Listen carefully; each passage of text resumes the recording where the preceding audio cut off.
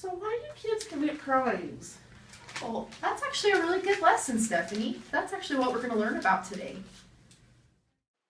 Stephanie does pose a really interesting question. Why do teens commit crime? Today, we're going to review some of the contributing factors and try to develop a better understanding of why teens do commit crimes.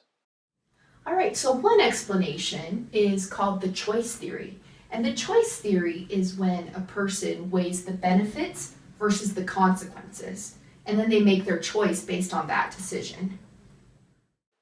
Okay, so we've learned that the choice theory is a method for making decisions. A person is faced with a question dilemma, they weigh the consequences and benefits of each choice, and after the weighing the options, they take action. We use the choice theory every day in our lives. Here's another example. Skipping a 7:30 a.m. class. The dilemma presents itself. The benefits of skipping class would be more sleep. The consequences?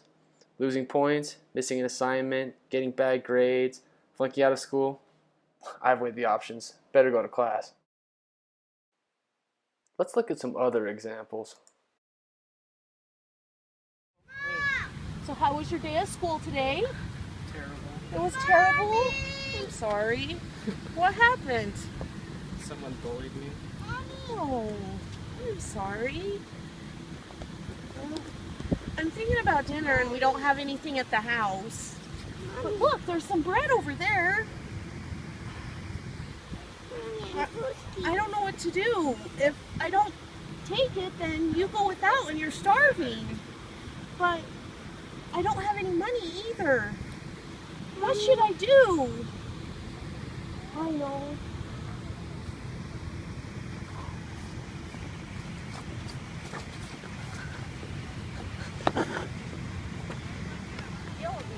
Hey, don't take it!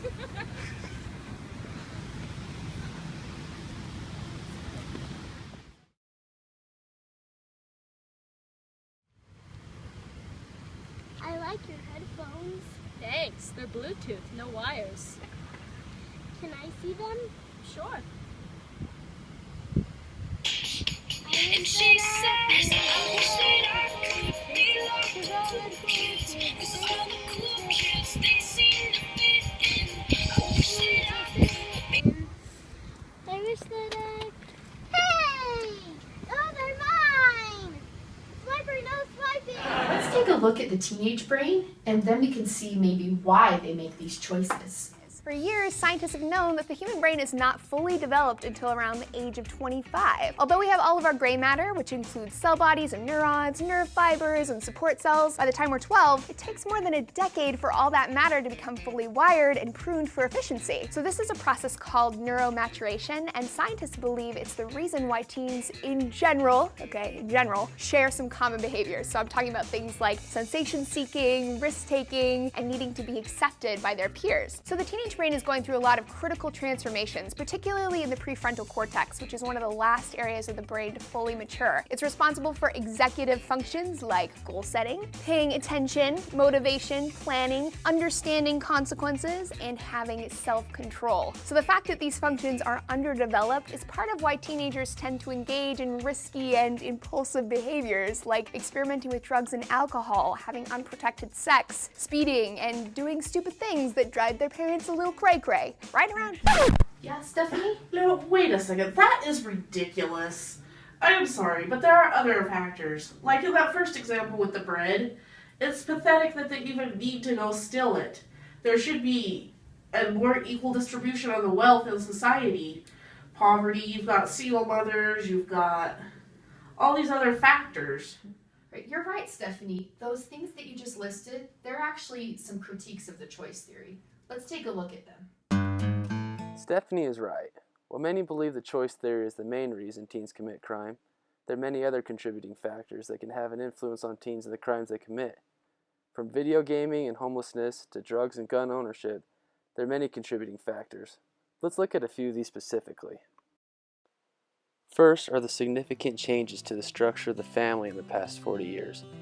Higher divorce rates, an increasing number of single-parent households, and a higher percentage of working mothers have changed the modern view of the traditional family. In the 1970s, divorce laws changed from a legal contest to a simple matter of no-fault divorce. Due to the more lenient divorce laws, the divorce rate increased at an alarming rate. Due to the high divorce rate, there's been an increase in the number of single-parent households. Evidence suggests single-parent families, especially single mothers, expect less of their children, spend less time monitoring them, and use less effective techniques to discipline them. Overall, this means that children have greater opportunities and motivation to participate in delinquent acts than do those living in a two-parent family.